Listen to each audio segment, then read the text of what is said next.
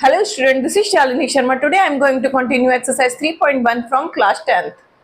तो student last class में मैंने आपको एक्सरसाइज 3.1 के क्वेश्चन नंबर 1 एंड 2 कराए थे और पूरा इंट्रोडक्शन बताया था चैप्टर 3 के बारे में। मैं आई होप आपको समझ में आया होगा। तो अब मैं आपको क्वेश्चन नंबर 3 कराने जा रही हूँ।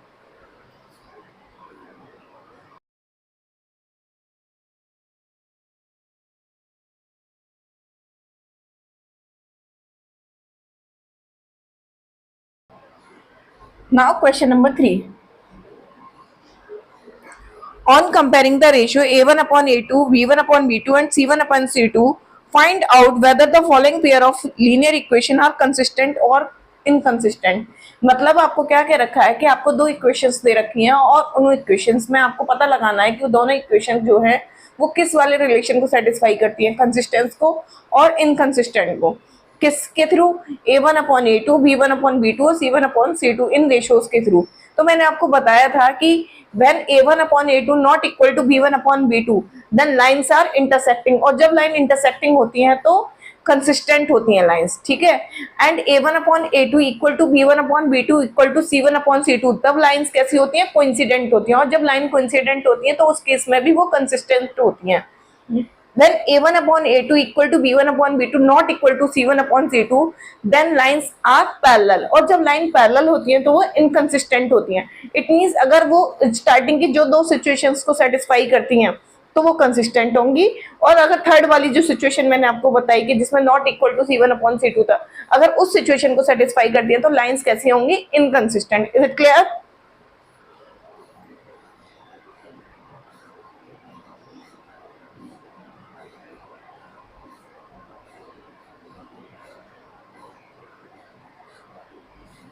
देखिए आपके पास ये पेयर्स ऑफ लाइन है 3x plus 2y equal to 5 and 2x minus 3y equals to 7।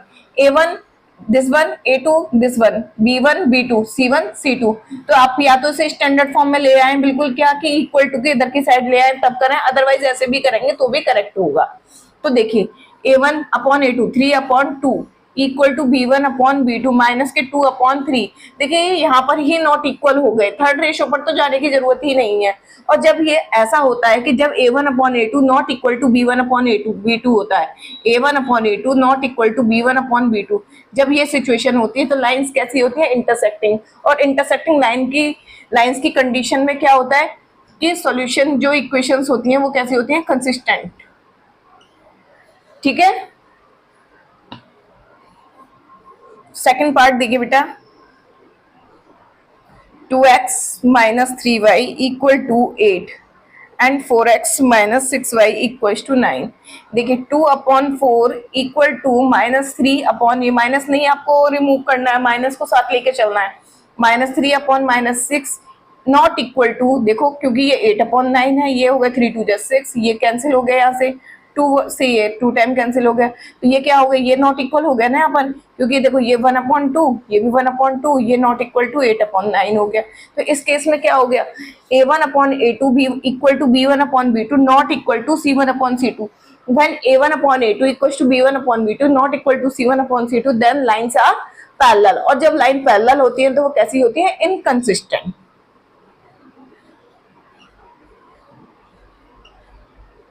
ठीक है स्टूडेंट।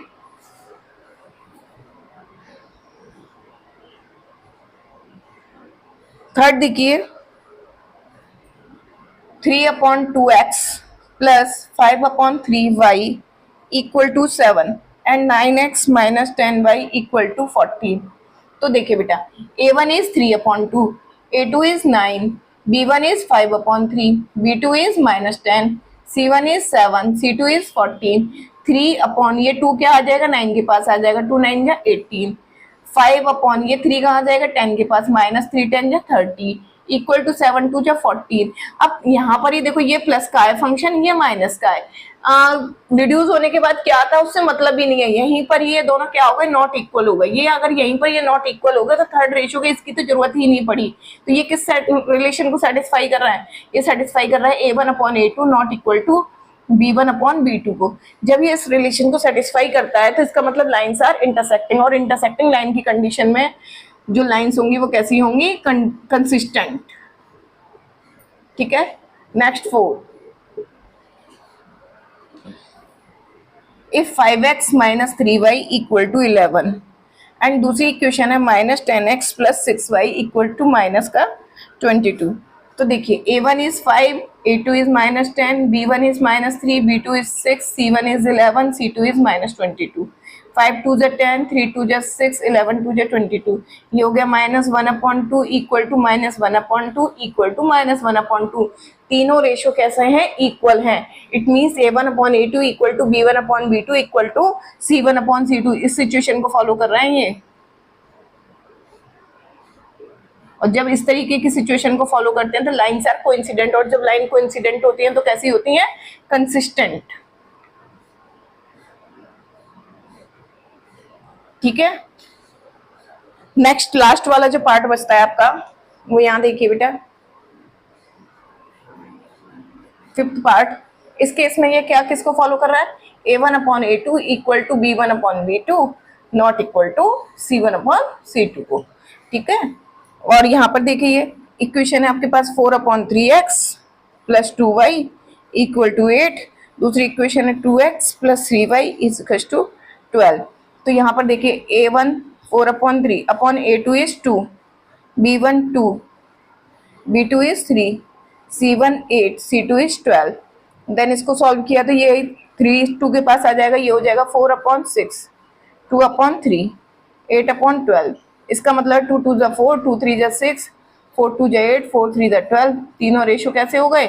इक्वल आ रहे हैं ना। 2/3 इक्वल टू 2/3 इक्वल टू 2/3। और ऐसी कंडीशन में क्या होती है? लाइन कंसिस्टेंट होती हैं, क्योंकि ये कोइंसिडेंट का सिचुएशन है, और कोइंसिडेंट के केस में लाइन कैसी होती हैं? कंसिस्टेंट होती हैं। Is it clear? ठीक है student. Number 4, which of the following pair of linear equation are inconsistent? If consistent, obtain the solution graphically। Means आपको दो इक्वेशंस दे रखी हैं और आपको पूछा गया है कि बताओ कौन से वाली इक्वेशंस के पेयर में ये जो फॉलो कर रहे हैं, जो सिचुएशंस फॉलो कर रही हैं, कंसिस्टेंसी को फॉलो कर रही हैं या इनकंसिस्टेंसी को फॉलो कर रही हैं। पहले हम टेस्टिंग के थ्रू वो पता लगाएंगे। अगर कंसिस्टेंसी को फॉलो कर रही हैं तो आपको उनकी लाइंस को शो करके दिखाना है। अगर इनकंसिस्टेंट को फॉलो कर रहे हैं तब वो लाइन शो करके नहीं दिखाना। ठीक है, तो देखिए इक्वेशन क्या है आपके पास।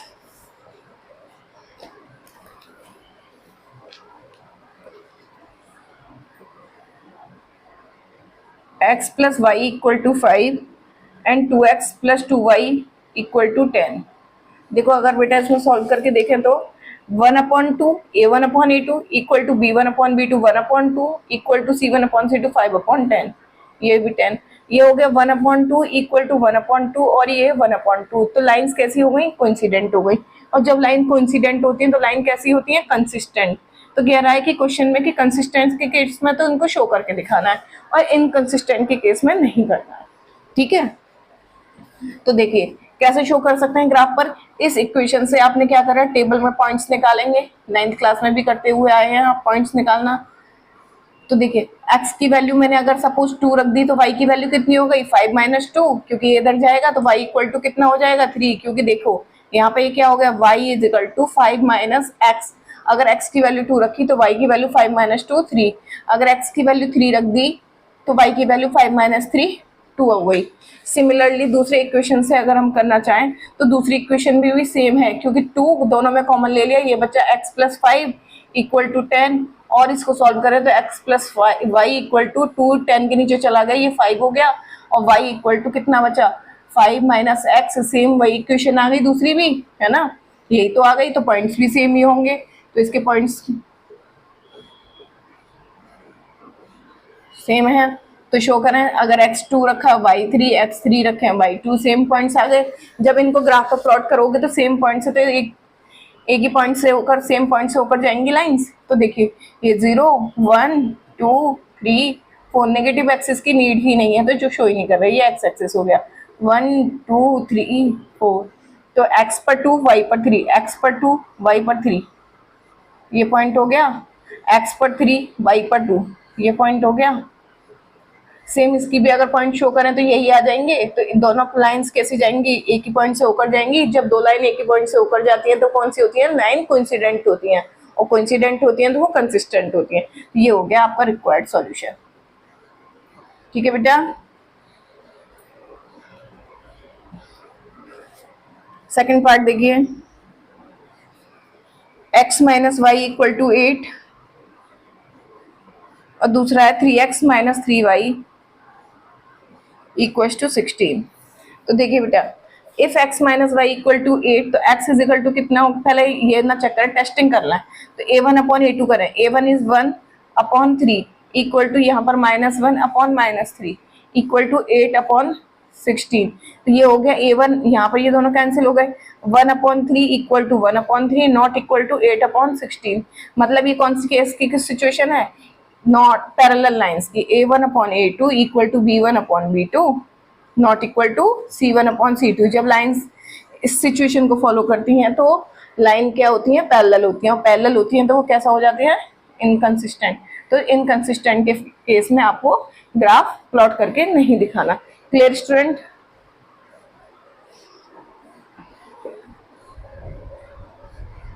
ना स्टूडेंट 4 का थर्ड पार्ट,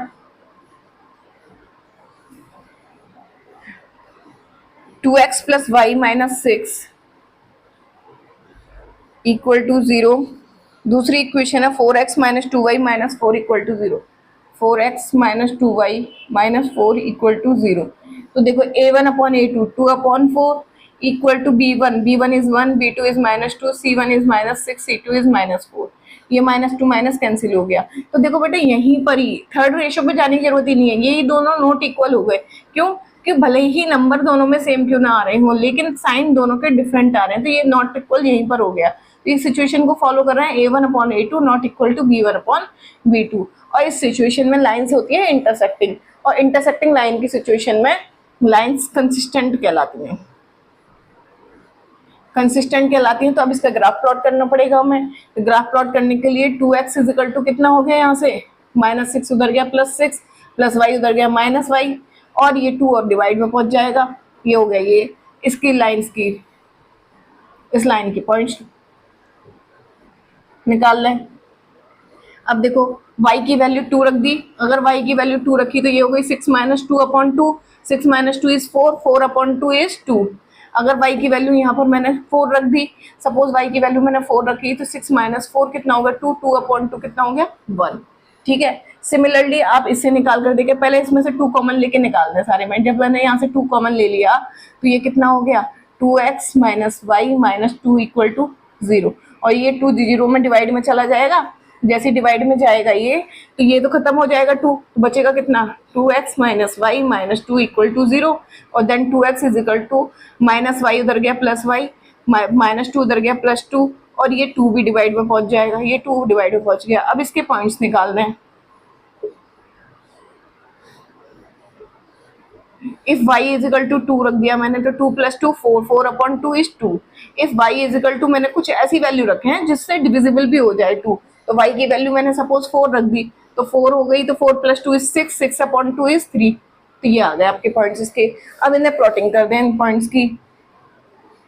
तो देखें आपको नेगेटिव एक्सेस की तो नीड ही नहीं है, तो नेगेटिव एक्सेस ड्रॉ ही नहीं कर रहे हैं, मैक्सिमम 4 तक जाना है आपको। ये हो गया 0, ये 1 2 3 4, ये एक्स एक्सेस हो गया 1 2 3 4, ये वाई एक्सेस हो गया आपके पास। पहला पॉइंट इसके जो निकल के आए वो 2 2 और 1 4, इसके जो पॉइंट्स निकल के आए 2 2 और 3 4। 2 2 पॉइंट्स आएगा x पर 2 y पर 2, ये हो गया। ठीक है। दूसरा पॉइंट हो गया x पर 1 y पर 4, यहाँ कहीं आएगा, ये हो गया 1 और 4। इन दोनों पॉइंट्स, ये पहली लाइन के पॉइंट्स हो गए, इन दोनों पॉइंट्स को क्या कर दे बेटा, ज्वाइन कर दिया आपने, ये ज्वाइन कर दिया। तो ये कौन सी वाली लाइन क्या है, इस वाली लाइन के पॉइंट्स थे। तो इस पर आप ये लिख सकते हैं, ये है 2x plus y minus 6 is equal to 0। इससे पता चल जाएगा ये पहली लाइन के पॉइंट्स है। दूसरी लाइन के पॉइंट्स क्या है 2 2, तो ये पॉइंट 2 और 2 ये तो सेम यही रहने वाला है। दूसरी और दूसरा पॉइंट क्या 3 और 4, x पर 3 y पर 4, y पर 4 कहाँ आएगा, कहीं यहाँ कहीं आएगा, x पर 3 और y पर 4। जब दोनों पॉइंट्स को लाइन को ज्वाइन कराएंगे, इसका 2 2 और इसका 3 4, इस तरीके से जाएंगे। ठीक है। और इस लाइन को भी लिख दे, हमारी ये लाइन कितनी है हमारे पास 4x minus 2y -4 equal to 0। तो देखो ये पॉइंट दोनों कहाँ, दोनों लाइन कैसे कहाँ पर कट कर रही हैं, इस पॉइंट पर, किस पर, 2 2 पर। तो आपने टेस्टिंग के थ्रू भी चेक किया तो लाइन कैसी आ रही थी, इंटरसेक्टिंग, और आपने जब शो किया तभी भी आपकी इंटरसेक्टिंग आ रही है। ये क्या है आपका रिक्वायर्ड सॉल्यूशन। ठीक है, इस तरीके से ग्राफ पर प्लॉटिंग करनी है। Clear student? Now part 4।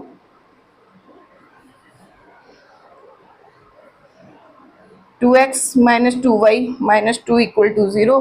दूसरी इक्वेशन है 4x minus 4y minus 5 equal to 0। यहाँ 2 कॉमन निकाल दे, सारे में से 2 कॉमन ले लिया तो ये बचा x minus y minus 1 equal to 0, और ये बचा x minus y minus 1 equal to 0, क्योंकि 2 तो 0 के डिवाइड में जाएगा, 0 हो जाएगा।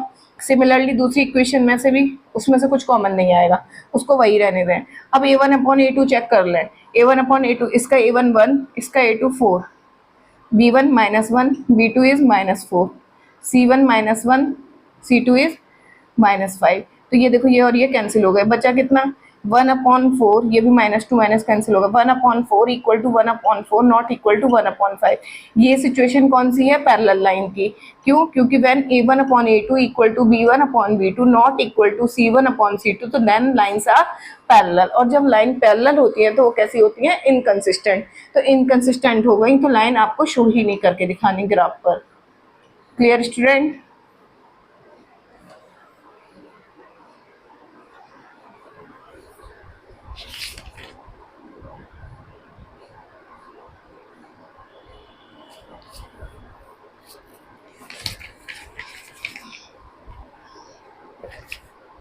half the perimeter of a rectangular garden whose length is 4 meter more than its width is 36 meter. Find the dimension of the garden. मतलब क्या कह रखा है क्वेश्चन में, समझिए। एक रेक्टेंगुलर गार्डन है, ठीक है, एक रेक्टेंगुलर गार्डन है। आगे क्या कह रखा है, इस रेक्टेंगुलर गार्डन का जो भी पेरीमीटर है अगर उसको हाफ कर दिया जाए, ठीक है, अगर जितना भी इसका पेरीमीटर है उसको अगर हाफ कर दिया जाए तो वो 36 के इक्वल होता है। ठीक है, अब आगे क्या कह रखा है, इस रेक्टेंगुलर गार्डन की जो लेंथ है, जो लेंथ है उसके विड्थ से, उसकी विड्थ से 4 ज्यादा है। समझ में आ गया? ठीक है, जो लेंथ है उसकी विड्थ से 4 ज्यादा है। ये दो सिचुएशन दे रखी है। पहली सिचुएशन, इस रेक्टेंगुलर गार्डन का जो भी पेरीमीटर है उसको अगर हाफ कर दिया जाए तो वो कितना है, 36 के इक्वल है, मतलब आधा करने पर 36 के इक्वल है। और इसकी जो लेंथ है इसकी विड्थ से 4 ज्यादा है। तो बताओ इसकी लेंथ क्या है और इसकी विड्थ क्या है। Is it clear? तो पहले आपसे जो जो चीजें पूछी जाती है ना उन्हीं को आप लेट कर लेते हैं। Late length of rectangular garden, वो कितनी हो गई आपके पास, x मीटर। ठीक है, ये x मीटर मान ली। अब विथ मान ली, एंड जो विथ है वो मैंने मान ली बेटा y मीटर, वो मैंने y मीटर मान ली। अब क्या कह रहा है, अकॉर्डिंग टू क्वेश्चन अगर इसके पेरीमीटर को हाफ कर दिया जाए तो वो 36 के इक्वल होता है। तो हम जानते हैं पेरीमीटर ऑफ रेक्टेंगल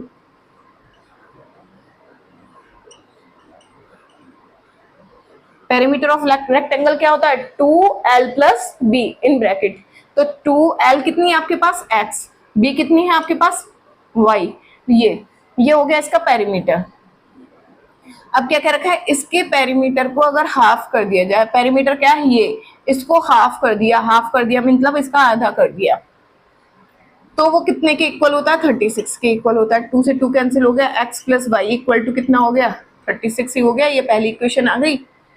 अब आगे दूसरी सिचुएशन में क्या कह रखा है कि जो इसकी लेंथ है, जो इसकी लेंथ है उसकी विड्थ से 4 ज्यादा है। तो लेंथ कितनी है इसकी x, विड्थ कितनी है इसकी 4, सॉरी विड्थ कितनी है इसकी y।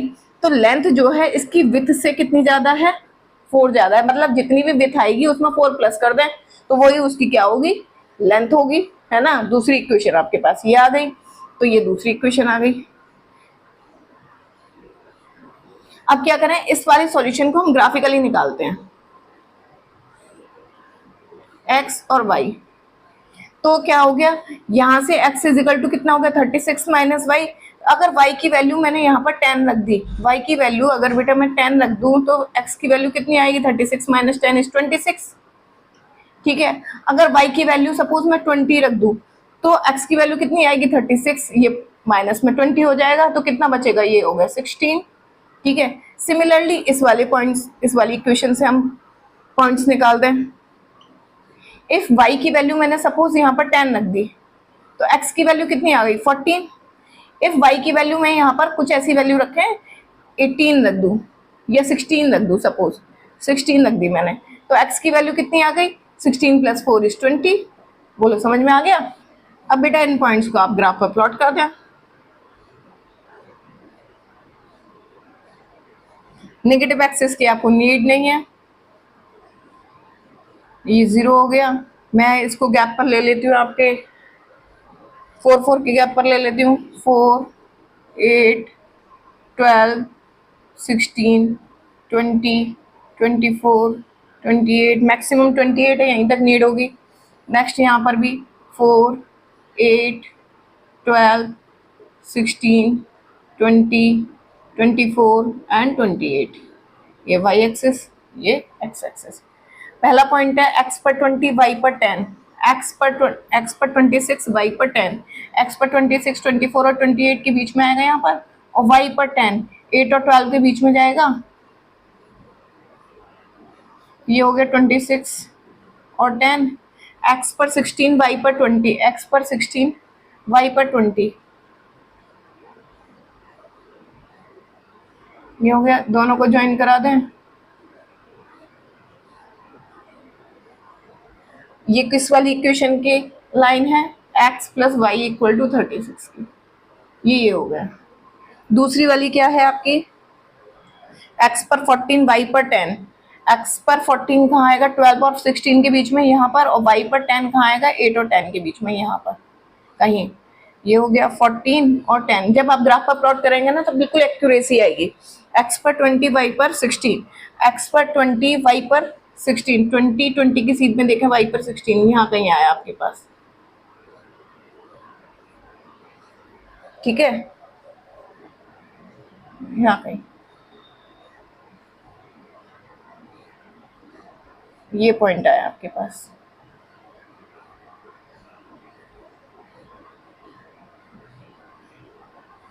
दोनों पॉइंट्स को ज्वाइन करा दिया आपने। ये पॉइंट जो है जहाँ, यहाँ पर ये दोनों लाइन जहाँ पर कट कर रही हैं, इस पॉइंट को x एक्सिस से ज्वाइन कराया, इस पॉइंट को y एक्सिस से ज्वाइन कराया। समझ में आ रहा है बेटा। तो x एक्सिस पर ज्वाइन कराने पर ये कहाँ पर ज्वाइन हो रहा है 20 पर, ये कहाँ पर ज्वाइन हो रहा है 16 पर। तो इस पॉइंट के अकॉर्डिंग वैसे भी 20 और 16 हो गया, तो दोनों लाइन किस पर कट कर रही हैं पॉइंट पर, 20 पर और 16 पर। तो इस पॉइंट पर कट कर रही हैं। और जो पहला वर्टेक्स होता है, जो पहला पॉइंट होता है वो x होता है, जो दूसरा वाला होता है वो y होता है। तो x आपका पास कितना आ गया 20 आ गया, और y कितना आ गया 16 हो गया। और x क्या लेट किया था आपने, लेंथ ऑफ द गार्डन। ठीक है, एंड y क्या लेट किया था, width of the rectangular garden. तो ये कितनी हो गई इसकी length of the rectangular garden 20 metre, and width कितनी हो गई गार्डन की 16 मीटर। क्लियर। और वैसे भी आप चेक कर सकते हैं, दोनों का पेरीमीटर मिला दें तो कितना हो रहा है 36 हो रहा है। यही क्वेश्चन में कह रखा था कि दोनों को मिलाकर कितना x प्लस वाई 36 होना चाहिए, वो भी हो गया। चेक कर लें। दूसरा क्या कह रखा था कि लेंथ उसकी विथ से 4 ज्यादा है, तो लेंथ कितनी है आपके पास 20, विथ कितनी है 16, तो इसके लेंथ कितनी है ऐसे विथ से 4 ज्यादा आ रही है। Clear. Now next question, question number 6 क्या कह रहा है बेटा, given the linear equation 2x plus 3y minus 8 equal to 0। हमें एक लीनियर इक्वेशन दे रखी है 2x plus 3y minus 8 equal to 0। Right another linear equation in two variables such that the geometrical representation of the pair is so formed is intersecting line, parallel line and coincident line। समझाती हूँ क्या मतलब है इसका, पहले equation note कर लो।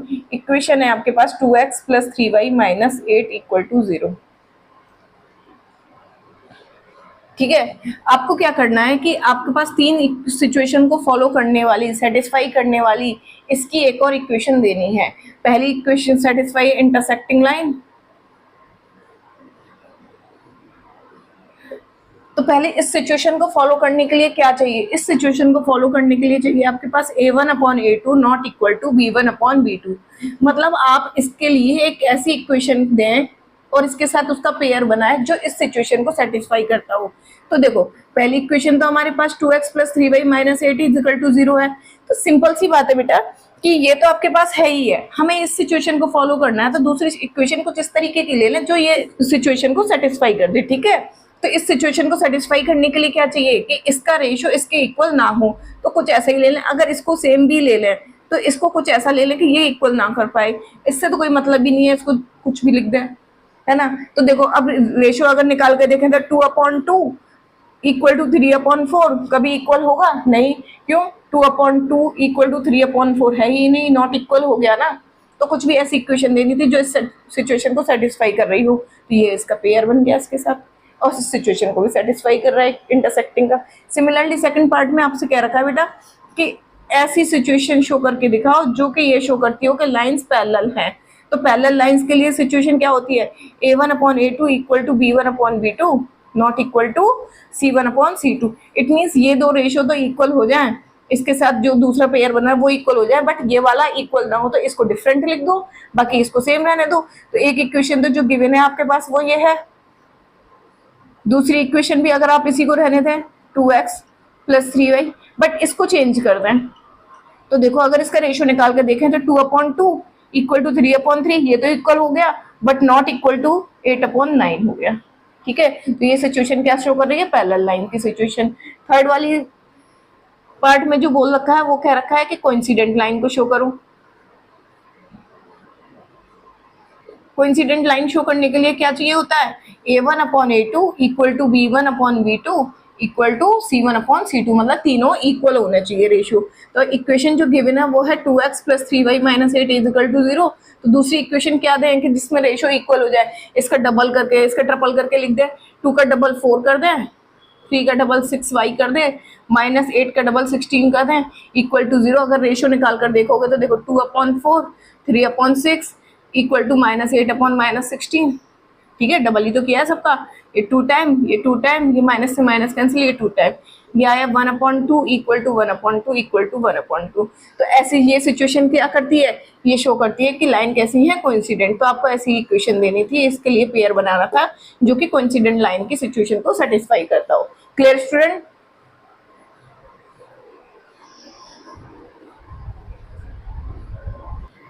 Now question number 7 बेटा,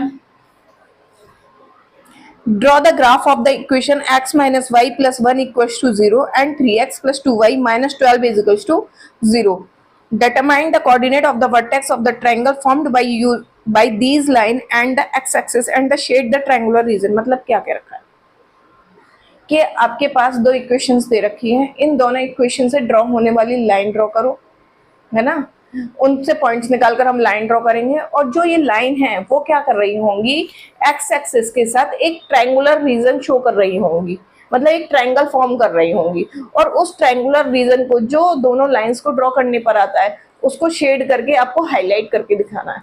clear. पहली इक्वेशन है आपके पास x - y + 1 = 0।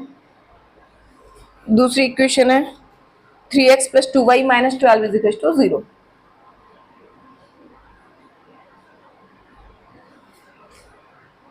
ये प्लस है। इससे पहले बेटा एक पॉइंट्स निकालेंगे, x - y + 1 = 0। तो x = कितना हो गया, -y उधर गया, +y +1 उधर गया, -1 हो गया, ठीक है। ये आ गया x = y - 1। अब इससे आप पॉइंट्स निकाल दें,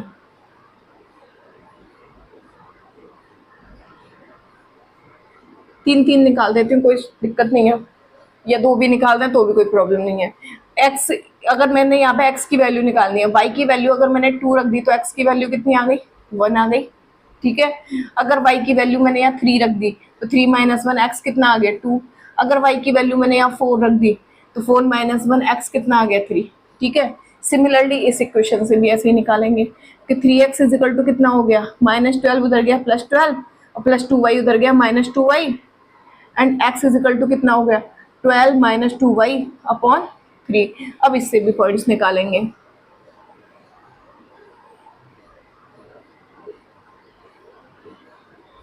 देखिए अब कुछ इस तरीके का नंबर रखें बेटा कि जो इससे माइनस करने के बाद आए वो 3 से डिविजिबल भी हो जाए, इजीली डिवाइड भी हो जाए। तो अगर मैंने 2 से यहाँ y के प्लेस पर 3 रखा और उसको 2 से मल्टीप्लाई किया तो 2 3 जा कितना हो गया 6 हो गया, और 12 माइनस 6 6 बचा, और 6 का 3 में डिवाइड करते हैं 2 आता है। देखो if y is equal to, मैं यहाँ पर 3 रख दूं तो कितना हो जाएगा 12 माइनस 2 इंटू 3 अपॉन 3, और ये कितना होगा 12 2 3 जा कितना हो गया 6 अपॉन 3, तो ये कितना बचा 6 अपॉन 3 और 3 2 जा 6। It means y equal to जब 3 रखते हैं तो x इज इक्वल टू कितना आता है 2। ठीक है, ऐसी कोई दूसरी वैल्यू आप रखें। x is equal to suppose मैं यहाँ पर रख देती हूँ -3। अगर मैंने यहाँ -3 रख दिया तो -3 का -2 से मल्टीप्लाई होगा +6 हो जाएगा, और 12 + 6 कितना होता है 18। देखो अगर y इक्वल टू मैंने -3 रख दिया तो ये होगा 12 - 2 इंटू -3 अपॉन कितना 3, ये होगा 12 माइनस माइनस प्लस 12 2 3 जा 6 अपॉन 3, 12 + 6 18 अपॉन 3 3 6 जा 18। इट मीन्स -3 रखने पर x की वैल्यू कितनी आ रही है 6। ठीक है, if y equals to 0 put कर दूं, मैंने y को 0 पुट कर दिया तो ये तो खत्म हो गया, बचा कितना 12 अपॉन 3, और 3 का 12 में डिवाइड करते हैं तो कितना आता है 4। क्लियर स्टूडेंट, अब इनको ग्राफ पर प्लॉट करें।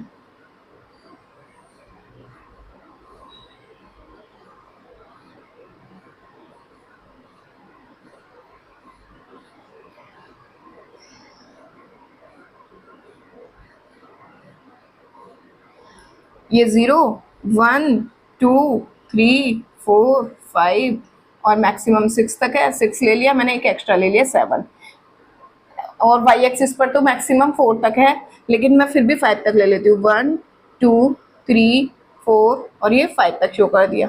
यहाँ पर -1 -2 -3 -4 और ये -5। नेगेटिव y एक्सिस कहाँ तक है -3 तक, तो इसको देखो -1 -2 -3 और एक एक्स्ट्रा ले लिया मैंने, ये हो गया -4। पहला पॉइंट क्या है 1 और 2, ये जो इसके पॉइंट्स जो हैं वो कितने हैं आपके पास, यहाँ पर लिख दे रही हूँ। इसके जो पॉइंट्स हैं वो हैं आपके पास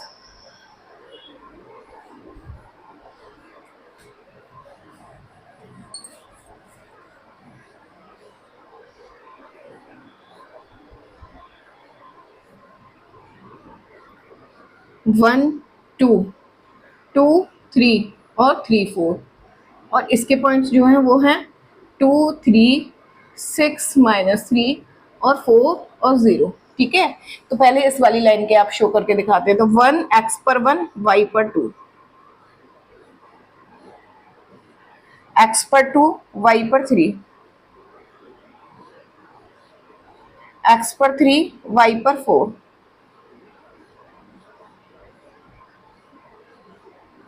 इनको थोड़ा साइड में लिख दे रही हूँ मैं।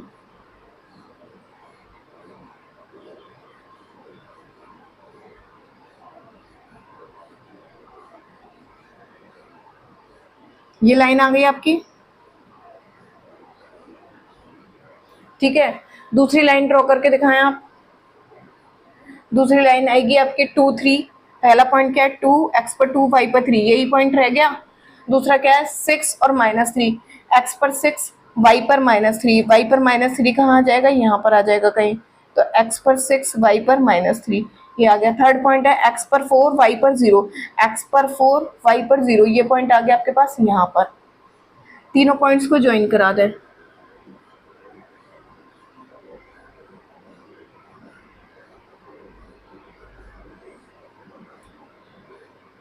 जब तीनों पॉइंट्स को ज्वाइन कराया आपने, देखो बेटा आप ग्राफ पर करेंगे बिल्कुल एक्यूरेट आएगा, बिल्कुल, क्योंकि यहाँ पर मैं अप्रोक्सीमेट ऐड कर रही हूँ। कोई कभी कभी ऐसा होता है कि ज़्यादा गैप पर भी हो सकता है, कोई पॉइंट कम गैप पर भी हो सकता है। तो जब आप इसे ग्राफ पर प्लॉट करेंगे तो बिल्कुल एक्यूरेट आएगा, पॉइंट्स यही रहेंगे लेकिन लाइन्स वगैरह बिल्कुल एक्यूरेसी से जाएंगी। ठीक है, तो ये पॉइंट आपके पास हो गया, ये हो गया। तो जो इंटरसेक्टिंग पॉइंट हो गया आपके पास वो कितना हो गया 2 और 3। तो जो क्या कह रखा था क्वेश्चन में कि एक ट्रायंगुलर रीजन शो होना चाहिए, और वो किस पर, उसका जो बेस होना चाहिए वो किस पर होना चाहिए, एक्स एक्सिस पर। तो जो ये एक्स एक्सिस है इस पर ही तो इसका बेस आ रखा है, ये गया ट्रायंगुलर रीजन। ठीक है, ये हाईलाइट हो रहा है आपके पास, इसको शेड करके शो करके दिखाना। आप इसे शो करने से पहले आप क्या करें, इसकी लाइन्स को और शो कर दें कि ये वाली किस इक्वेशन की लाइन है, ये किसकी, तो ये लाइन है इस वाली इक्वेशन की, x minus y plus 1 equal to 0। और जो दूसरी वाली लाइन है वो इस इक्वेशन की है, 3x plus 2y minus 12 equal to 0। दोनों को शेड कर दें, मतलब दोनों से ड्रॉ होने वाले पार्ट को शेड कर दें, बाउंडेड पार्ट को।